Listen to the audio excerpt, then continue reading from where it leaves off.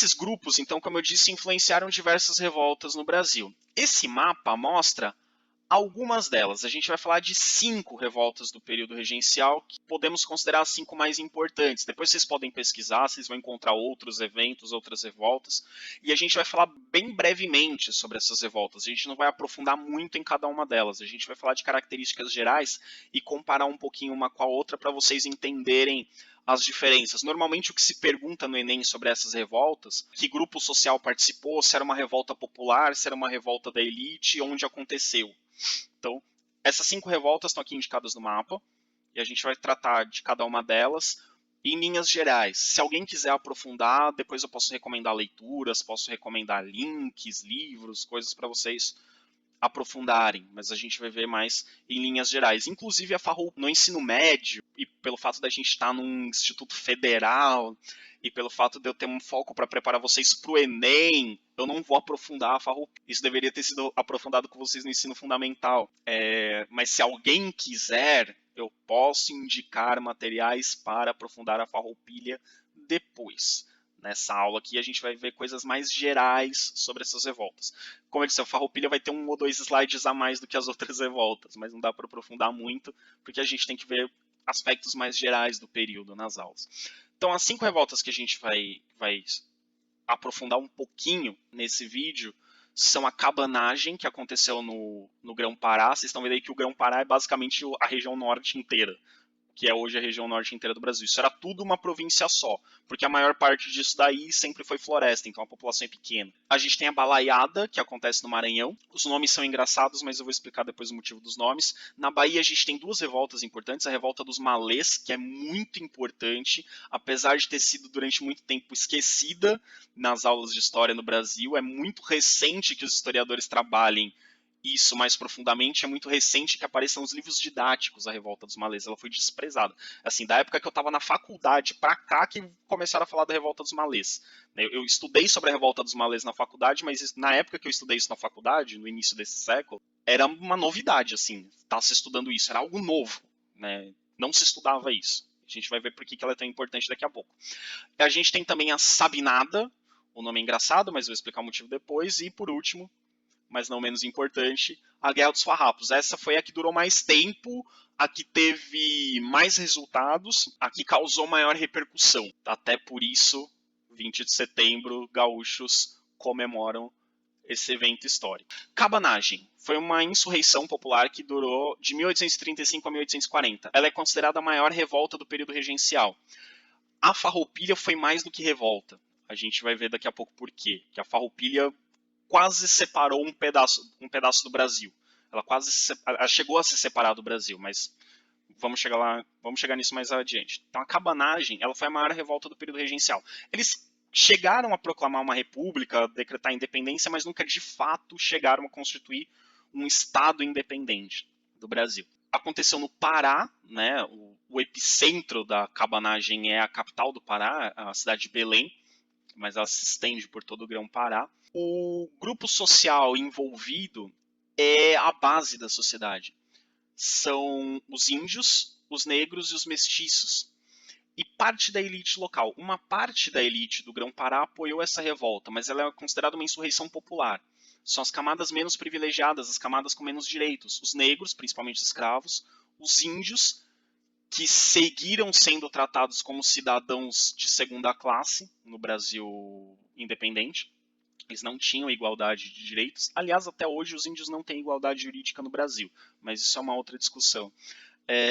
Os mestiços, que são um grupo subalterno na sociedade do período regencial, e até hoje, praticamente. Uma parte da elite, mas reforçando, é uma revolta popular sobre o que acontece nessa revolta. Entre 1835 e 1836, insatisfeitos com inflação, escassez de alimentos, insatisfeitos com a política imperial, insatisfeitos com a falta de medidas do governo regencial para melhorar a economia. Lembrem-se que o norte e o nordeste do Brasil estão em declínio, estão em decadência e culpam o governo central por isso. Por conta de todas essas situações, a cabanagem se formou essa revolta. Ela ficou conhecida como cabanagem porque a maior parte dos revoltosos, índios, negros, mestiços, viviam em moradias muito simples, as cabanas.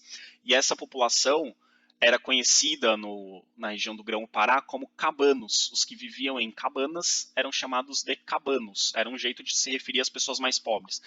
Eram, digamos, os sans-culottes, né, do Grão-Pará. Eram os cabanos.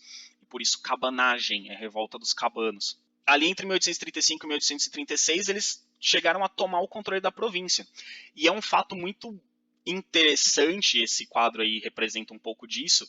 Eles tomaram o palácio do governo da província. Eles tomaram o palácio provincial, a sede do governo, na cidade de Belém. E muitos historiadores comparam a tomada do palácio provincial, né, a sede do governo do Grão-Pará, com a tomada da Bastilha, né, o povo tomando o poder. E eles chegaram a tentar formar um governo provisório e se mantiveram de 1835 a 1840 lutando contra o governo regencial. O governo regencial não queria permitir que o Grão-Pará se separasse do Brasil. Eles chegaram a proclamar a independência do Pará e proclamar a república, mas não chegaram a instituir um governo propriamente dito, né? Ficou sempre no provisório durante esse período. Então eles declararam a independência e proclamaram uma república no Grão-Pará. Só que o governo imperial mandou suas tropas. Já no ano de 1836, as tropas do governo imperial, né, do governo regencial, melhor dizendo, retomaram a capital, expulsaram os cabanos do Palácio Imperial, retomaram o Palácio Imperial, e o Palácio Imperial não, o Palácio Provincial, né, a sede do governo, só que as lutas continuaram no interior do Grão-Pará. Então os índios, os negros, os mestiços continuaram resistindo ao governo regencial até o ano de 1840. Então por isso que assim, eles não chegaram de fato a formar um novo governo, a formar um estado independente, porque rapidamente a capital, o governo foi retomado. Mas as lutas continuaram até 1840, até que a província foi pacificada. Pacificada era a expressão que os governos utilizavam para se referir às revoltas contidas. Pacificada quer dizer que morreu muita gente, quer dizer que muita gente foi presa, muita gente saiu ferida, isso que quer dizer pacificada, que eles pararam de lutar. Então, bastante gente morreu nessa insurreição.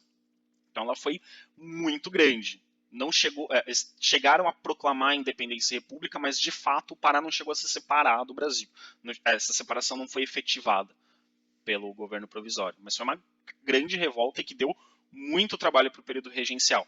Quero que vocês prestem atenção nas datas dessas revoltas, que o período regencial vai de 1831 a 1840, como eu disse no começo do vídeo. É um período de 9 anos. Só a cabanagem durou 5. Então mais da metade do período regencial foi só com a cabanagem. Mas não estava acontecendo só a cabanagem. As outras revoltas estavam acontecendo ao mesmo tempo. E são revoltas grandes. Então percebam que o governo regencial está tentando lidar com essas revoltas o tempo todo, praticamente, durante todo o período regencial. E lembrando que as tropas enviadas não são o exército. A gente não está falando do exército, a gente está falando da Guarda Nacional. Então são coronéis das elites recrutando seus próprios soldados e indo lutar contra essas revoltas. É a Guarda Nacional que está lutando aqui contra essas revoltas. Outra revolta muito importante, que durou de 1838 a 1841, então ali os últimos anos do período regencial, foi a Balaiada. Ela acontece no sertão do Maranhão. Sertão, como a gente já falou em outras aulas, é o interior. Ela acontece no interior do Maranhão. Quais grupos participaram? Vaqueiros, que trabalham com a pecuária, lavradores, que são pequenos agricultores, artesãos, e é daí que vem o nome balaiada, porque as principais lideranças da balaiada eram artesãos que faziam balaios, aqueles cestos, né, cestos feitos ali tecendo cipó ou outros materiais ali, né, de origem vegetal. Então os balaios, os cestos, que dão origem à balaiada. E negros quilombolas, então os quilombos, ainda existiam quilombos, quilombo não era só no Brasil colonial, vai ter quilombo, até hoje existem, né, mas enquanto existe a escravidão no Brasil, e no período regencial ainda tinha, a escravidão só vai acabar no final do Segundo Reinado, a gente ainda tem o quilombo como estratégia de resistência, e os quilombolas ajudaram a lutar na balaiada. Contra quem que eles se levantaram? Eles se levantaram contra os fazendeiros e contra as autoridades locais. Então percebam que é uma revolta popular. O que motiva revoltas populares? Crise econômica, fome, alta de preço de alimentos, más condições de vida, precariedade da vida. Então você tem grupos mais baixos, a gente está falando de uma base da sociedade, a gente não está falando da elite, que se revolta contra a elite e contra o governo, buscando melhores condições de vida. A balaiada, por se opor a esse governo central e a essas autoridades mais tradicionais, teve apoio dos liberais. Então os liberais, principalmente os liberais exaltados, apoiaram a balaiada, né, nesse período. Então é uma revolta popular, mas teve apoio de alguns grupos políticos importantes, minoritários, como os liberais exaltados, mas teve apoio de alguns grupos políticos. E nesse contexto eles chegaram a tomar a cidade de Caxias, não Caxias do Sul, a cidade de Caxias no interior do Maranhão, que não era a capital, mas foi tomada uma cidade. E o que acontece? O governo mandou tropas, Guarda Nacional, com milhares de soldados, mandou uma tropa enorme para retomar a cidade de Caxias e derrotar esses revoltosos. Então a balaiada também foi. Eles não chegaram a proclamar a independência, a proclamar uma república, mas eles não, e também não tinha exatamente um viés separatista, mas era uma revolta exigindo melhores condições de vida e uma revolta comandada, né, e executada pelas classes mais baixas. Alguns membros da elite apoiaram, mas quem foi para a linha de frente foram os vaqueiros, os lavradores, os artesãos e os quilombolas. Balaiada, revolta popular, certo? Cabanagem, revolta popular. Balaiada, revolta popular. A terceira revolta que a gente vai ver é uma das mais interessantes do Brasil, mesmo ela não tendo de fato acontecido. Ela foi planejada, mas ela não chegou a acontecer. Foi a revolta dos malês, em 1835. Ela aconteceu na cidade de Salvador. Cidade de Salvador, que era uma das cidades do Brasil com a maior quantidade de escravos. Havia mais escravos do que pessoas livres em Salvador nessa época. Quem fez essa revolta? Escravos muçulmanos. Os escravos muçulmanos eram chamados no Brasil de malês. A gente viu, né, em outras aulas, quando a gente falou um pouco sobre a cultura, sobre a sociedade do Brasil colonial, quando a gente falou sobre a escravidão também, que a maior parte dos escravos que vinham para o Brasil, né, dos africanos que vinham para o Brasil como escravos, vinham principalmente da cultura iorubá e tinham religiões de matriz africana. A religião iorubá, que dá origem ao candomblé, por exemplo. Também tinha muitos da etnia banto. Mas no Brasil também havia muitos escravos muçulmanos, né? A maioria deles já era muçulmano quando se tornou escravo, quando foi escravizado. Então já vieram da África como muçulmanos. E muitos outros se converteram no Brasil. Muitos escravos se converteram ao islamismo. E esses escravos muçulmanos, eles eram uma espécie de elite entre os escravos brasileiros, porque a maioria dos escravos no Brasil, por exemplo, não sabia ler nem escrever. E os malês, como muçulmanos, eles precisavam saber escrever, precisavam saber ler e acabavam sabendo escrever também, em árabe. Mas eles liam e eles escreviam, eles tinham uma cultura maior, eles tinham mais cultura, mais erudição. Então eles eram uma espécie de elite. Há quem diga também que os malês meio que desprezavam os outros escravos, eles se achavam superiores por conta da sua religião, por conta da sua formação, eles se achavam mais civilizados. Né? Há quem diga isso, né? Então os malês tinham um certo preconceito com os outros escravos. E esses malês, eles tinham o costume de se reunir para fazer suas orações voltados à Meca, para estudar o Corão, enfim. E como eles eram, de certa forma, uma elite entre os escravos, né, era um grupo diferenciado entre os escravos, eles eram os que provavelmente melhor articulavam estratégias de luta contra a escravidão dentro do contexto urbano, digamos. Claro, a principal estratégia, o principal movimento de resistência à escravidão foram os quilombos, mas os quilombos são uma realidade rural. Existiam quilombos urbanos, mas eram raros. Dentro das cidades, a mobilização dos escravos era um pouco diferente.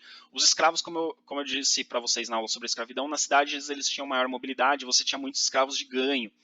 E como os malês eram geralmente alfabetizados, tinham um conhecimento maior, uma erudição maior, muitos deles eram escravos de ganho e tinham essa mobilidade social dentro do ambiente urbano, tinham maior liberdade. E esses malês fizeram o quê? Um grupo de malês começou a se reunir para preparar uma insurreição, eles estavam combinando que um dia eles iam fazer uma insurreição, iam atacar a cidade de Salvador, iam, né, sair destruindo coisas, matando pessoas para tentar tomar o controle da cidade. Então ia ter uma insurreição. Entre outras coisas, né, mas principal objetivo deles era o fim da escravidão, justamente. Então, eles queriam fazer uma insurreição, uma grande revolta, tomar a cidade de Salvador para acabar com a escravidão. Então, esse era o objetivo deles. Então, como eu disse, né, por serem muçulmanos, eles eram alfabetizados, então, né, eles tinham uma cultura um pouco mais refinada, digamos, do que o escravo médio. Nesse momento, aqui em 1835, a gente já tem um grande contingente de escravos nascidos no Brasil.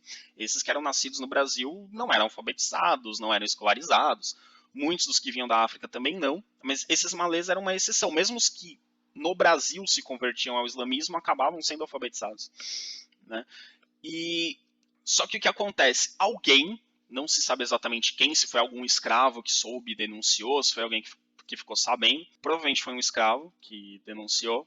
Essa revolta, antes dela acontecer, alguém denunciou para as autoridades que estavam vendo esses planos, e esses malês, horas antes ou no dia anterior ao que eles estavam planejando que seria a insurreição, eles foram atacados, né, foram presos, foram espancados, foram torturados, alguns foram mortos, enfim, foram violentamente reprimidos. Então essa revolta não chegou a acontecer. Porém, o risco dessa revolta, o fato dela ter chegado a ser planejada, foi um baque para a elite brasileira, porque muita gente começou a comparar e a lembrar do que aconteceu no Haiti. Vocês estão lembrados do que aconteceu no Haiti? No Haiti, os escravos mataram os europeus e proclamaram a independência. E uma república. Eles tomaram o controle do Haiti e proclamaram sua independência. A elite brasileira começou a ficar com medo. Falou, cara, tem cidades tipo Salvador que tem mais escravo que gente livre. Se essa galera resolve se revoltar, o que a gente faz? Então, após a revolta dos malês, ou a tentativa de revolta dos malês, a elite brasileira ficou com muito medo dos escravos. Alguns queriam políticas mais severas de repressão contra os escravos. Outros, pelo contrário, já pensavam na possibilidade de substituir o trabalho escravo pelo trabalho assalariado, porque eles pensaram, se eu continuo com escravos e esses escravos resolvem se revoltar, não tem o que fazer. Agora, se eu vou substituindo os escravos por trabalhadores assalariados, não vai ter revolta. Então você tem ao mesmo tempo gente querendo endurecer o tratamento com os escravos e a gente já está pensando, olha, talvez fosse melhor a gente acabar com o comércio de escravos e gradativamente acabar com a escravidão. Então, a revolta dos malês levanta essa discussão, mas o principal, a partir de 1835, a elite brasileira tem muito medo que aconteça no Brasil o que aconteceu no Haiti. A elite brasileira vai ter muito medo dos escravos a partir da revolta dos malês. Retomando, cabanagem, revolta popular, no Pará. Balaiada, revolta popular, Maranhão. Revolta dos malês, revolta popular de escravos, base da sociedade, Bahia, cidade de Salvador. Agora a gente vai falar de revoltas da elite. A primeira revolta da elite que a gente vai falar acontece entre 1837 e 1838, que é a Sabinada. Então percebam que tem um período ali que está rolando a cabanagem no norte, a balaiada no Maranhão, e a Sabinada na Bahia. Entre 1837 e 1838, essas três estão acontecendo ao mesmo tempo. E tem uma outra ainda que está acontecendo também, que a gente vai falar dela daqui a pouco, mais ao sul. Nesse período também. Então percebam que ali o final do período regencial era basicamente gerenciamento de crise, gerenciamento de revolta. Quem lutou na Sabinada? Primeiro, ela acontece na Bahia também, assim como a revolta dos malês, mas a revolta dos malês era uma revolta de escravos. A Sabinada é uma revolta da classe média. Ela é comandada pela classe média. O líder da Sabinada é o Francisco Sabino dos Santos, daí que vem o nome Sabinada, a revolta do Francisco Sabino. Ele era médico, profissional liberal, e dono de um jornal, que eu falei, os donos de jornal tinham o instrumental para divulgar suas ideias. O jornal dele se chamava Novo Diário da Bahia. Nesse jornal, ele escrevia muitas críticas ao governo central, ao governo regencial. E, como eu expliquei lá no começo, Francisco Sabino era um dos que culpava o governo central pela decadência do Nordeste. Nesse caso, ele criticava a decadência da Bahia e criticava a falta de autonomia da província. Ele achava que a província tinha pouca autonomia. O governo regencial tomou medidas para aumentar a autonomia, mas não aumentou tanto assim. Eram liberais moderados. E muitos liberais exaltados, como Francisco Sabino, queriam mais autonomia. Além do jornal dele, outros jornais na Bahia também circulavam e divulgando essas ideias, fazendo críticas ao governo central, fazendo críticas à falta de autonomia, fazendo críticas à gestão econômica que estava causando crise. E essas ideias conquistaram inclusive alguns militares. Então, alguns militares baianos apoiaram a Sabinada, participaram da Sabinada. Então a gente não está falando de uma revolta popular que envolve escravos, os trabalhadores mais pobres. A gente está falando de uma classe média, que engloba médicos, que engloba professores, advogados, alguns militares. Então a gente está falando já de um grupo social diferente. Não é uma revolta popular, é uma revolta da classe média. E que vai ter um certo apoio de alguns membros da elite. Não todos. A gente vai ver que a elite mais importante da Bahia, na verdade, vai contra a Sabinada, mas classe média. Revolta da classe média. Então, com o apoio dos militares que aderiram às ideias do Francisco Sabino, os revoltosos tomaram a cidade de Salvador. Eles tomaram a cidade de Salvador, invadiram lá o governo, tiraram o governante e tomaram a cidade de Salvador. Agora tomaram o controle. Com a ajuda de parte dos militares baianos, esses revoltosos, que eram basicamente da classe média, assumiram o controle da Bahia. Uma das coisas mais interessantes sobre a Sabinada é que eles assumiram o controle da Bahia, né? Tomaram Salvador, assumiram o controle da Bahia, proclamaram a independência da Bahia e fundaram a República Baiense, independente do Brasil. Só que o Francisco Sabino e os militares e muitos que apoiavam a Sabinada não queriam que a Bahia se separasse do Brasil para sempre. Era só até Dom Pedro de Alcântara completar 18 anos. Na verdade, a revolta foi contra o governo regencial. Eles achavam que quando Dom Pedro fosse coroado, Dom Pedro II, os problemas iam ser resolvidos, a Bahia voltava a fazer parte do Brasil e beleza. Então seria só por enquanto. Só enquanto vocês estão aí no período regencial, né, se fazendo besteira aí na economia, a gente separa. Quando Dom Pedro assumir e corrigir a besteira que vocês estão fazendo, aí a gente volta. Então era uma separação provisória. Eles não estavam querendo separar para sempre, queriam só dar um tempo do Brasil, né, até Dom Pedro II assumir o império. Então esse é um fato muito interessante da Sabinada, que era uma revolta, uma separação provisória. Era só por enquanto. O que acontece? Quem foi contra a Sabinada? Os senhores de engenho do Recôncavo Baiano. Eles se colocaram contra a revolta. E eles ajudaram o governo regencial a lutar contra os revoltosos. Como que os senhores de engenho ajudaram o governo regencial a lutar contra a Sabinada? Eles eram coronéis da Guarda Nacional.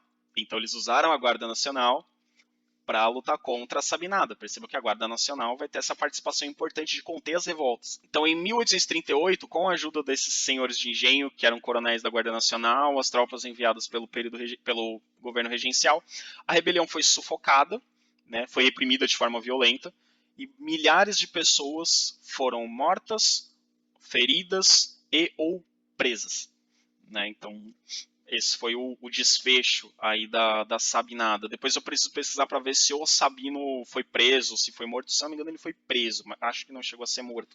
Mas depois eu preciso procurar. Se eu estiver falando alguma besteira, depois vocês me corrijam. Então, essa é a Sabinada. Revolta da classe média. As que a gente viu até agora eram revoltas populares. A Sabinada é classe média, mas tem oposição da elite. Os fazendeiros do Recôncavo Baiano. Ok? Então, classe média, profissionais liberais, militares, revolta. Elite sem revolta, ok? Elite não quer revolta na Sabinada, certo? Agora, a favorita de vocês. A Guerra dos Farrapos ou Revolução Farroupilha? Já vamos começar fazendo uma crítica ao conceito de revolução. Quando a gente estudou Revolução Industrial, a gente viu que revolução é uma mudança drástica, rápida, que causa efeitos muito grandes, que modifica total ou parcialmente a ordem social vigente. A Guerra dos Farrapos não modificou a ordem social vigente, mas ela foi chamada de revolução porque os seus líderes acreditavam que eles estavam, né, ao se separar do Brasil, eles estariam mudando radicalmente a estrutura do que eles estavam vivendo, mas não era uma mudança radical, a gente vai entender. A Revolução Farroupilha não foi de fato uma revolução, mas o nome pegou, então a gente continua chamando de Revolução Farroupilha. Dessas que a gente viu até agora foi a que durou mais tempo. Foi de 1835 a 1845. Percebam que o período regencial acabou em 1840. Então quem vai acabar com a Revolução Farroupilha é Dom Pedro II. Não é o governo regencial. Essa revolta o governo regencial não deu conta. Acabou o período regencial, a Farroupilha estava rolando. E é dentro desse período aqui, pessoal, que vocês devem saber, como bons uruguaianenses, que é nesse período que Uruguaiana é fundada. E Uruguaiana é fundada pelos farroupilhas, pelo governo Farroupilha. Né, foi fundada uma cidade num local estratégico para facilitar a comunicação com a Argentina, com o Uruguai. transporte pelo Rio Uruguai, um ponto de observação para se defender de tropas inimigas, etc, etc, etc. Então, a cidade de Uruguaiana é fundada nesse período da Revolução Farroupilha. Foi a única cidade fundada pelos Farroupilha. Local da Revolta Farroupilha, Rio Grande do Sul, né? Óbvio. Grupo social, estancieiros. Estancieiro, eu não sei se eu preciso explicar o que é estancieiro. Eu acho que aqui em Uruguaiana vocês sabem o que é estancieiro. Quando eu dava aula em São Paulo, eu tinha que explicar o que é um estancieiro. Estancieiro é o que nós em São Paulo chamamos de fazendeiro, né? São os criadores de gado. São os donos de estâncias, que em São Paulo nós chamamos de fazendas. Então eles eram criadores de gado para produzir o famoso charque, que era o principal produto de exportação da província do Rio Grande do Sul. O que acontece? Então a gente está falando de uma revolta da elite. Os estancieiros são a elite do Rio Grande do Sul. Não sei se que contaram para vocês, se falaram que eram pessoas pobres, que eram pessoas humildes, que eram simples agricultores, simples fazendeiros. Não, era a elite do Rio Grande do Sul. Então aqui a gente está falando de uma elite que não aceita o que a elite nacional está propondo. Então é uma revolta da elite do Rio Grande do Sul contra as outras elites do Brasil.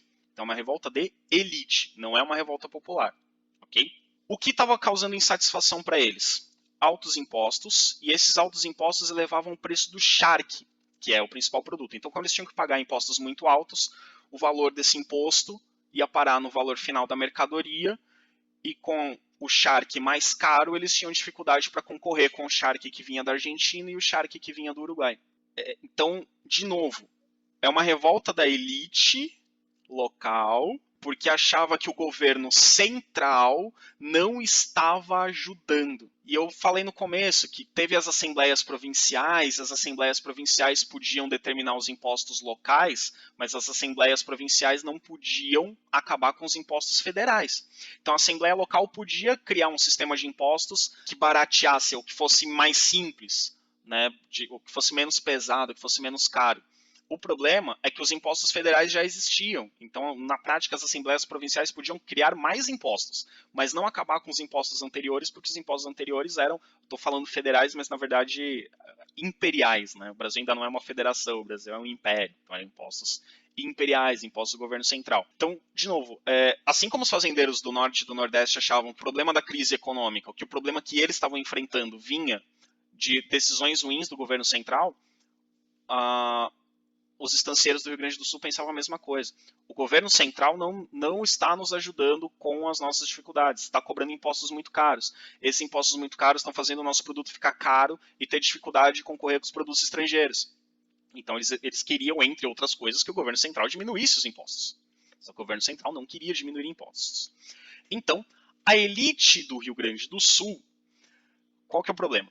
A elite do Rio Grande do Sul não tinha a mesma influência política no governo regencial que os fazendeiros do Sudeste e os fazendeiros do Nordeste. A política nacional era a grande disputa no período regencial entre os fazendeiros de cana-de-açúcar e algodão do Nordeste versus os fazendeiros de café de São Paulo, Rio de Janeiro e Minas Gerais. Então a elite do Nordeste contra a elite do Sudeste. E a elite do Rio Grande do Sul não tinha o mesmo poder, não tinha a mesma força, porque o charque não tinha a representação, a importância econômica para o Brasil que o café e a cana-de-açúcar, e o algodão, né, e outros produtos ali do Nordeste e do Sudeste. Então, eles não tinham influência, esses estancieiros, para conseguir que o governo central aprovasse leis diminuindo os impostos sobre o charque. Então, a grande questão é essa. Eles querem eles querem favorecer a economia local, e o governo central não está tomando atitudes para favorecer a economia local. Qual foi a solução que eles encontraram?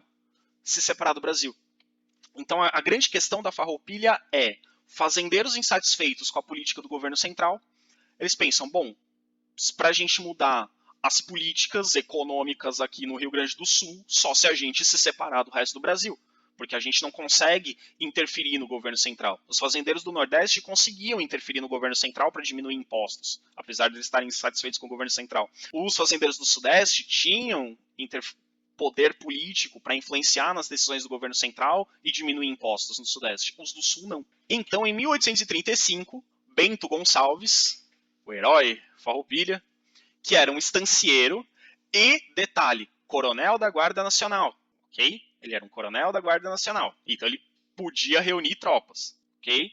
Bento Gonçalves, em homenagem a ele, a gente tem a rua aqui em Uruguaiana, a gente tem o município do Rio Grande do Sul com o nome dele, ele está em estátuas e em nomes de ruas e avenidas por todo o Rio Grande do Sul, e fora do Rio Grande do Sul ninguém conhece ele, desculpa dessa informação, ninguém conhece o Bento Gonçalves.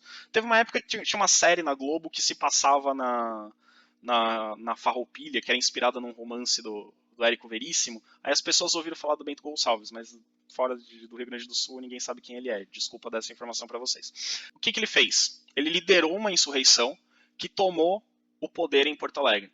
Então ele era um estancieiro, usou sua patente de coronel da Guarda Nacional para reunir uma tropa e tomou o poder em Porto Alegre, destituiu o presidente da província do Rio Grande do Sul e proclamou uma república, a República de Piratini, cuja bandeira é hoje a bandeira do estado do Rio Grande do Sul. Então a província do Rio Grande do Sul se transformou numa república, a República de Piratini. E o Bento Gonçalves foi eleito o primeiro presidente da República de Piratini. Essa revolta chegou a Santa Catarina. Então as ideias da revolta chegaram a Santa Catarina, que faz fronteira com o Rio Grande do Sul. E em Santa Catarina, os estancieiros também tiveram a mesma ideia e fizeram o mesmo procedimento e proclamaram uma nova república, a República Juliana.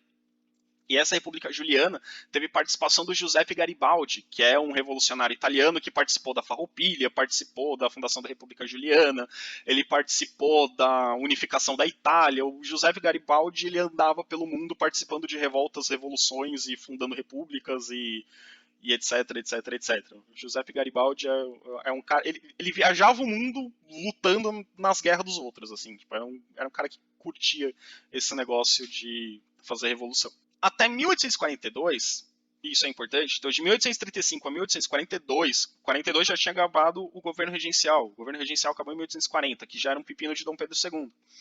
Até 1842, os farrapos, que eram como ficaram conhecidos esses soldados que lutaram na guerra, porque diziam que eles usavam roupas esfarrapadas, né? Roupas sujas, roupas velhas, que isso diferenciava eles dos uniformes bonitos dos soldados do governo regencial, da Guarda Nacional que vinham.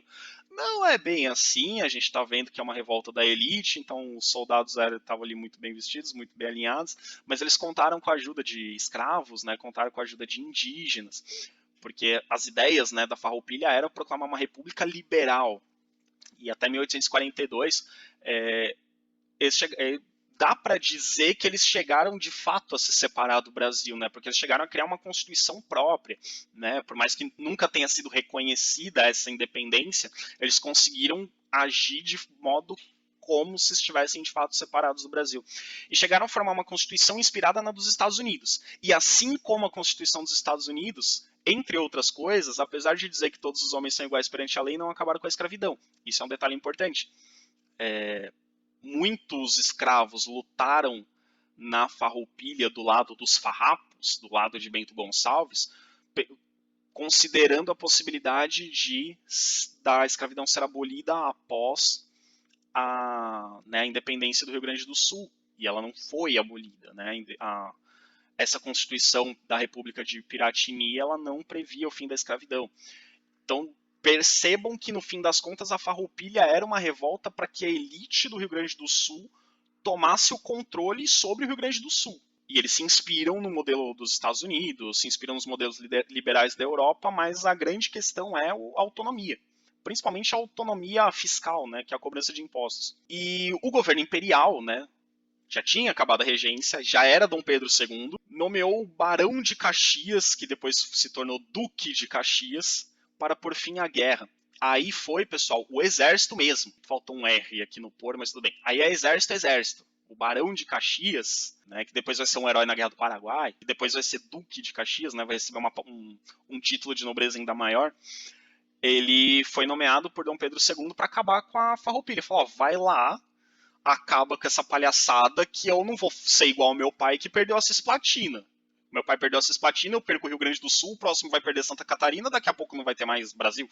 Então, vai lá, acaba com essa palhaçada. E o Duque de Caxias, que é considerado um herói nacional, patrono do Exército Brasileiro, foi quem liderou as tropas que finalmente puseram fim à Revolução Farroupilha, a Revolta Farroupilha, a Guerra dos Farrapos, que durou 10 anos. Então, só em 1845, os farrapos, né, os revoltosos, se reintegraram ao Império. Então eles foram derrotados pelo Duque de Caxias e conseguiram se reintegrar ao Império, mas conseguiram uma negociação. Então aconteceu a mesma coisa com Santa Catarina. Santa Catarina foi um pouquinho antes. A República Juliana não durou tanto tempo quanto a República de Piratini, mas o Rio Grande do Sul e Santa Catarina foram reintegrados ao Império mediante condições. Entre elas, a principal, a diminuição do imposto sobre o charque, que era a principal reivindicação deles.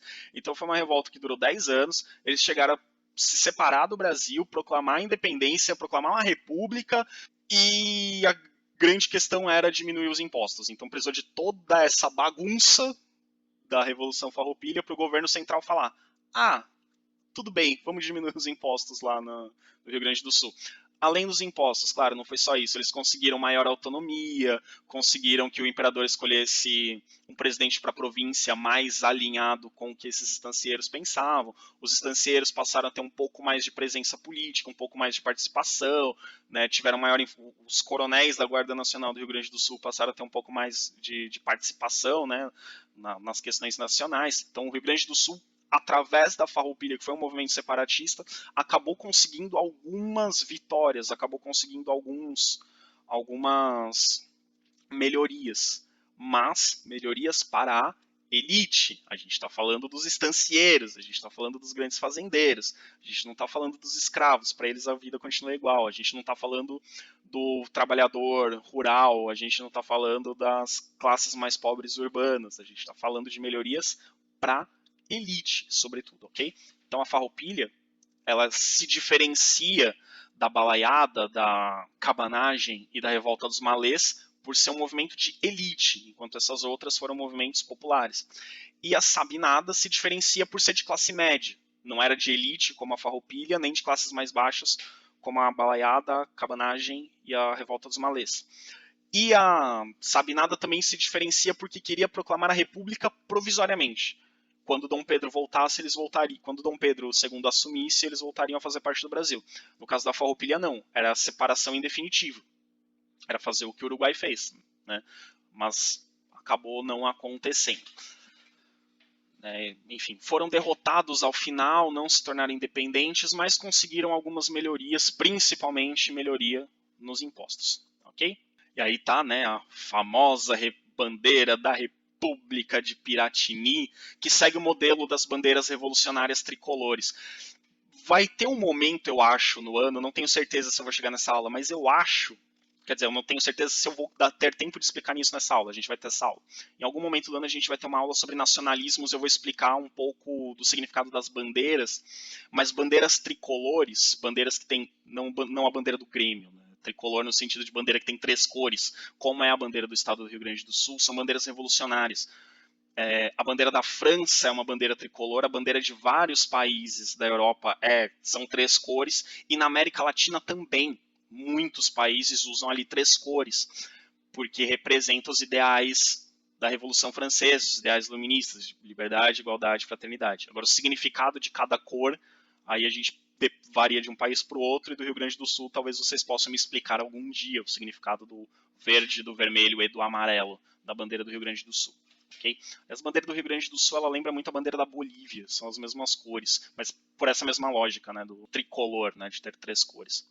É que geralmente as 3 cores são na horizontal ou na vertical, a do Rio Grande do Sul é na diagonal, mas a lógica é a mesma, né, as 3 cores. E aqui, né, as pessoas ainda encenam pelo Rio Grande do Sul as batalhas, as vitórias, as situações, comemoram, tem o 20 de setembro, enfim, tudo isso que vocês já conhecem melhor do que... Então aqui só lembrando, de novo mapinha, que eu mostrei no começo, cabanagem, Pará, balaiada, Maranhão, revolta dos malês e Sabinada, Bahia, Guerra dos Farrapos, Rio Grande do Sul, com uma extensãozinha para Santa Catarina. Cabanagem, balaiada, revolta dos malês, revoltas populares, com destaque para dos malês, que é revolta de escravos.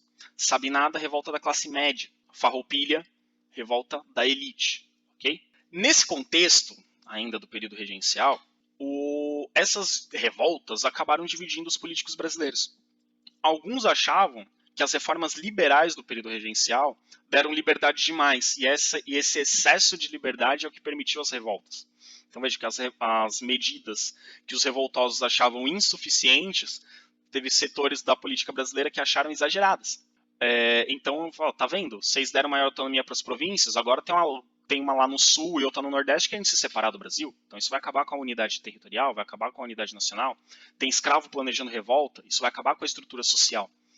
Então, os críticos do liberalismo no Brasil, que o liberalismo no sentido iluminista, né, de liberalismo social, de liberdades individuais, a gente não está falando do liberalismo econômico. Então, quem criticava o liberalismo passou a ganhar força e começou a defender a centralização do poder, como era na época do Dom Pedro I, poder mais centralizado. E esses políticos mais conservadores que defendiam o poder mais centralizado formaram o Partido Conservador. Então você tem uma disputa no final do período regencial entre os liberais e os conservadores. Como que é essa disputa? Em 1837, a maioria da Assembleia Legislativa do Brasil foi formada por conservadores. A maioria dos deputados eleitos para a Assembleia Legislativa, a maioria dos deputados era de deputados conservadores. E o regente escolhido nesse período também era conservador. Então, o governo regencial começou a adotar medidas mais centralizadoras, diminuir as liberdades e autonomia das províncias, centralizar mais as decisões no governo regencial. Os políticos que não concordavam com os conservadores formaram então um partido liberal. A política no Brasil, de um modo geral, é liberal no período regencial. Um grupo forma um partido conservador, toma o poder.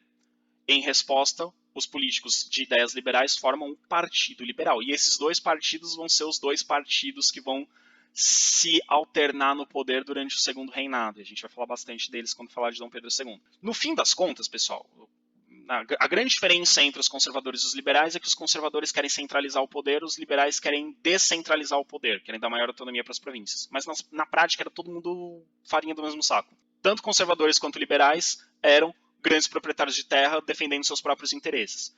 Quando você tinha um proprietário de terra que, para ele, era melhor o governo provincial ser mais forte, ele era liberal. Isso acontecia no Rio Grande do Sul, eles eram mais liberais, em São Paulo, eles eram mais liberais.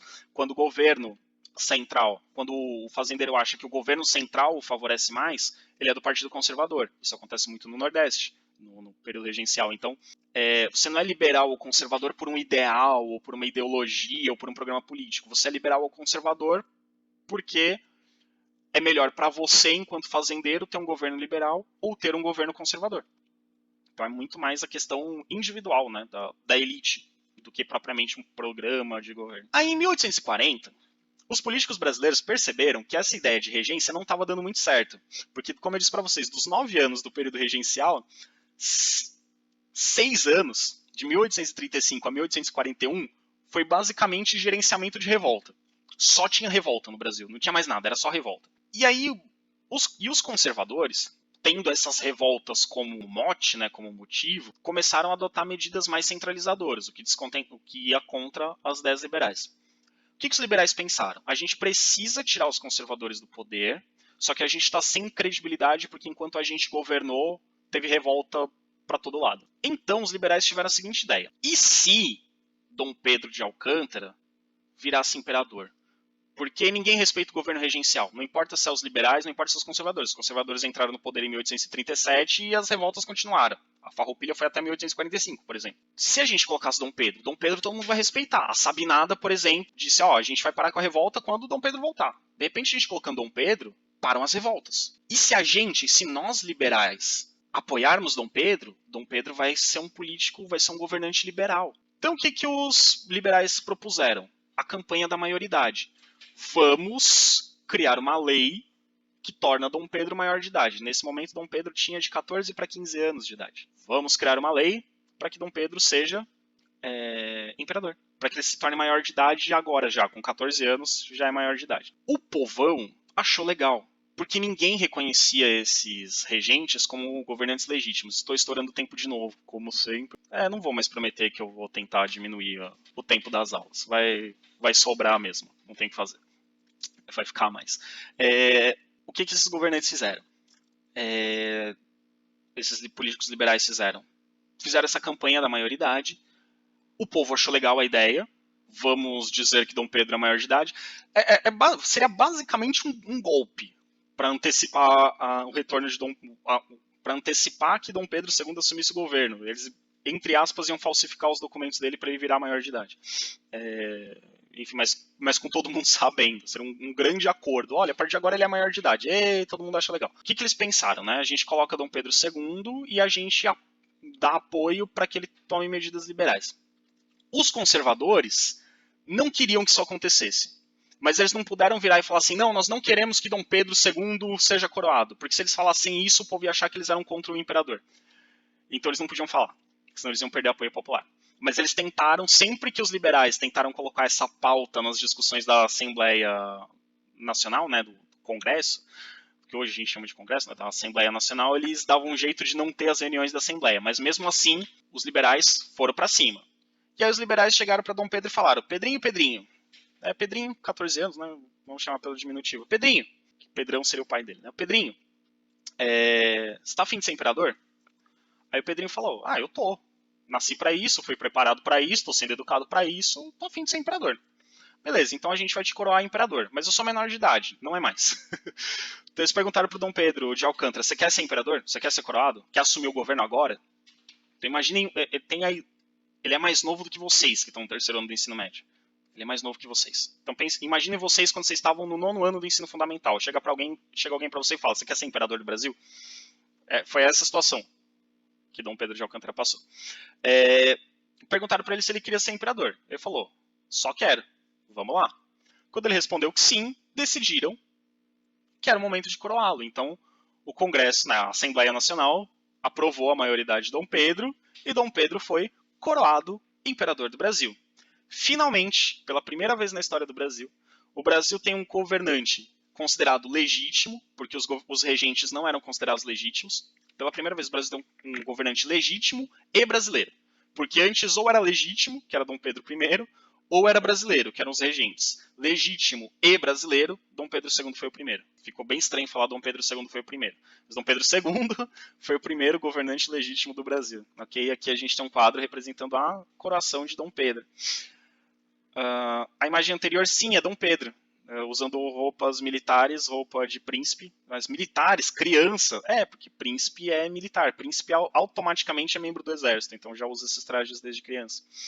Aquele sendo coroado por um representante da igreja, como eram os reis e imperadores europeus. E aí Dom Pedro II escolhe para ser seus ministros, perceba que assim, ele ainda não está governando de verdade, mas ele escolhe para ser seus ministros políticos liberais. Então os liberais conseguiram uma vitória. Eles articularam para Dom Pedro II assumir, para eles tirarem os conservadores, e imaginando que o Dom Pedro teria um governo mais liberal. E ele chama os liberais para o governo. Só que os liberais, usando sua força, principalmente os coronéis espalhados pelo Brasil, usam a violência e fraudes eleitorais para conseguir mais votos que os conservadores, para eles terem mais deputados liberais do que conservadores nas eleições. E essas eleições ficaram conhecidas como eleições do cacete, porque os eleitores eram violentamente coagidos a votar nos candidatos liberais, como eu disse para vocês no começo. Tem um coronel liberal e um coronel conservador na mesma cidade. Como que decide a disputa política? Guerra. Aí Dom Pedro percebeu que os liberais estavam sendo meio antiéticos, para falar o mínimo. E aí, em 1841, né, um ano depois, em 1840 ele é coroado, nomeia os liberais como ministros. Em 1841, ele tira os ministros liberais e coloca ministros conservadores. A partir desse momento, até o final do governo de Dom Pedro II, em 1888, a história do segundo reinado, a história política do segundo reinado, é a história da alternância entre liberais e conservadores. Quando Dom Pedro acha que o Brasil está precisando de medidas mais conservadoras, ele nomeia ministros conservadores. Quando ele acha que o Brasil está precisando de medidas mais liberais, ele nomeia ministros liberais. Quando os conservadores estão no poder e ele acha que os conservadores estão ficando poderosos demais, ele tira os conservadores e coloca os liberais. Quando ele acha que os liberais estão ficando poderosos demais, ele tira os liberais e coloca os conservadores. Então o governo de Dom Pedro II é um governo absolutamente estável, entre outros motivos porque os dois partidos que existem no Brasil se alternam no poder. Então quando um está muito insatisfeito, ele chama esse para o governo. Aí quando o outro começa a ficar insatisfeito, ele troca. E assim ele mantém a estabilidade da política brasileira. Tanto que o governo de Dom Pedro II é o governo mais longo da história do Brasil, vai de 1840 a 1888. São 48 anos de governo. E o governo dele só acaba quando ele perde esse controle. Quando tanto liberais quanto conservadores não querem mais ele no poder, querem proclamar a república. Mas isso são cenas de outros episódios. Estourei o tempo de novo, como sempre. Não vou prometer que no próximo vídeo vai ser menor, porque provavelmente não será. A gente vai falar do segundo reinado. Não sei como eu faço para compensar vocês, mas enfim. Sem ter vocês olhando para minha cara, eu me empolgo falando e a aula extrapola. Eu achava que os vídeos iam ser mais curtos que as aulas presenciais. Os vídeos estão sendo mais longos que as aulas presenciais, porque vocês não me fazem pergunta. Eu me empolgo falando, igual eu estou falando agora. Já estourou o tempo do vídeo, eu estou falando. E, enfim. Quando a gente voltar para as aulas presenciais, eu prometo ter mais controle. Até mais, gente. Abraço.